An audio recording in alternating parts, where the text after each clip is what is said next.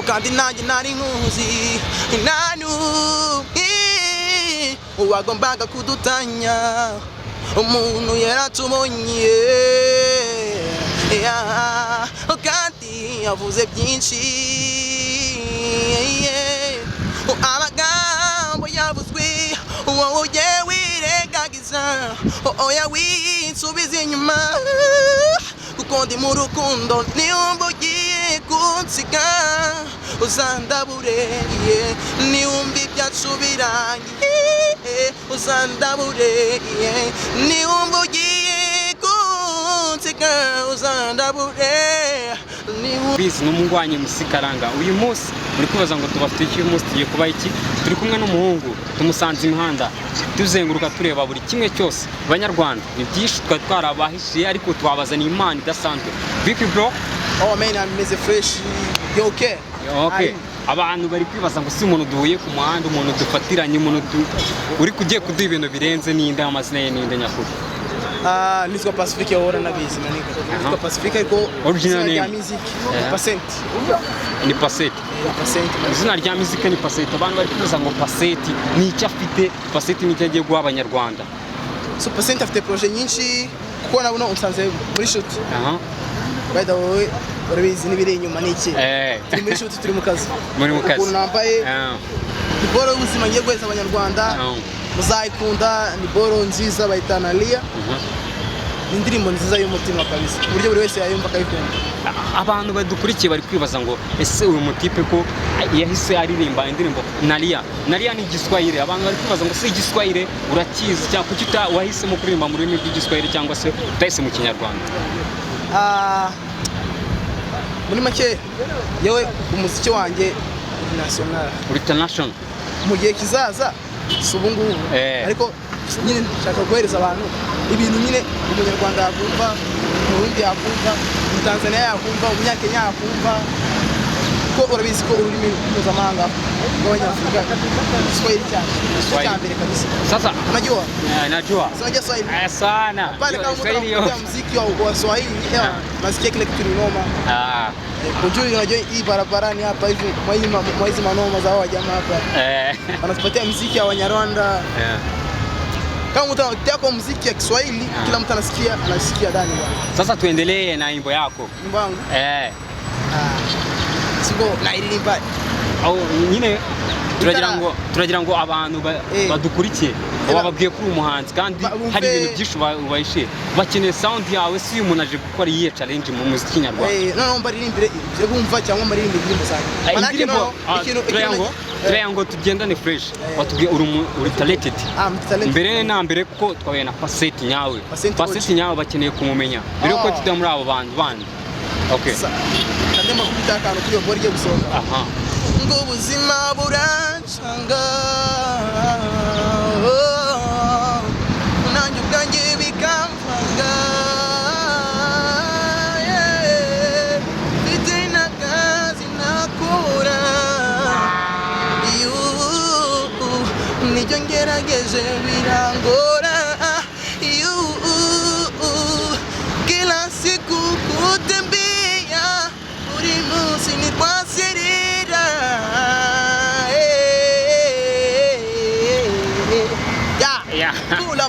pula ya nguko mubyumva rero kila siku tembea kila siku kwasirira siki ya muri kubyumva n'umuhungu afite sound bro afite sound imeze fresh si sana ebana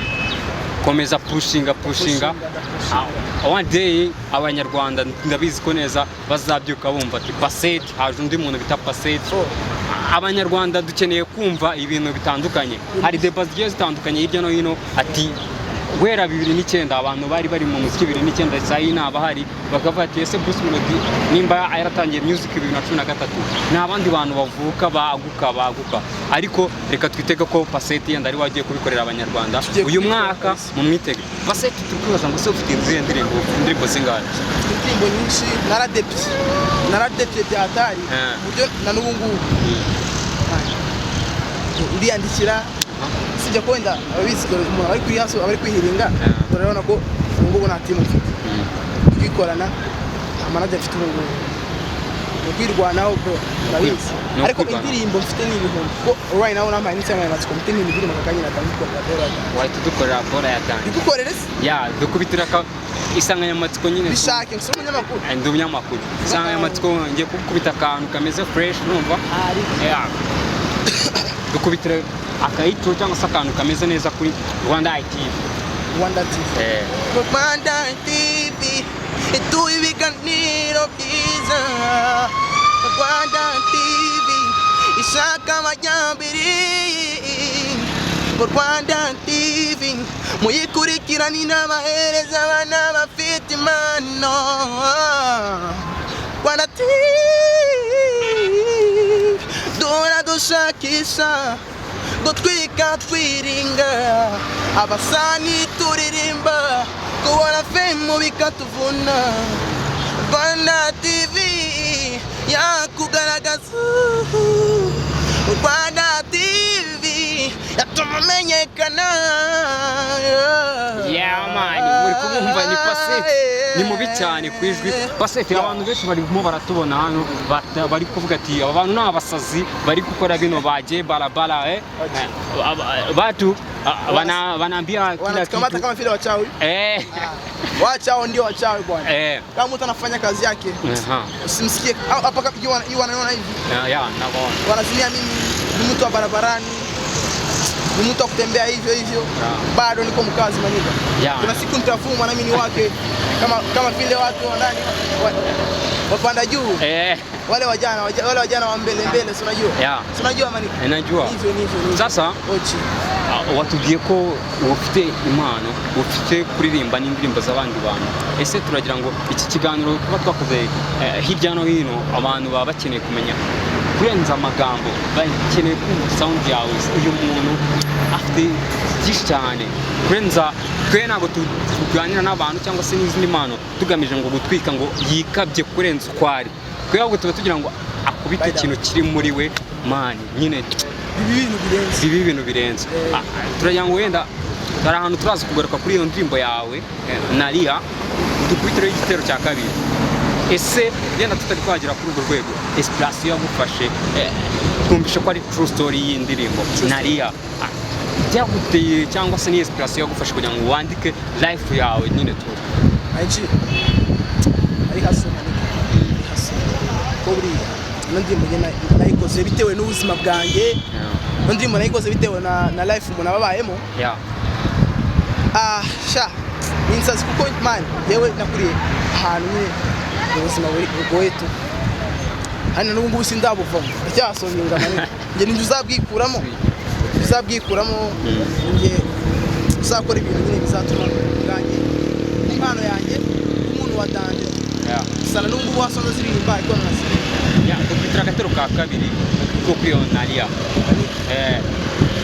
cyangwa tujye mu tundi tuntu tugana no ku musozi kugira ngo turebe nalia mama inalia napigiwa na dunia nalia mama nalia napigiwa na dunia napiga kuni kwa kona kupata pesa ni ngumu napiga kuni kwa kona kupata pesa ni ngumu shida zimekuwa nyingi lakini mimi sijachoka nataka nitende sana tena nisikate tamaa napiga kona kwa kona sina na pesa nipange sina na kazi nitende nategemea Mungu tu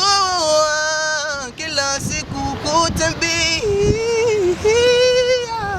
kila siku kutembea kila siku kutembea ni kubyumva ibintu by'ubuzima buri munsi mu gukatakata twihiringa shakisha ubuzima shaka uburyo twaba badanje ariko one time kuna siku mutantafuna bwana najua sana Pasete yenda tugana nko ku musozo tujya gutangira ikiganiro turangije introduction watubwiye ati ese manze ndirimbe yanjye cyangwa ndirimbe n'iyundi umuntu wumva cyangwa se usubundi wowe hano mu Rwanda cyangwa se no hanze umuntu ufata nka role model kuri wowe ni Dormando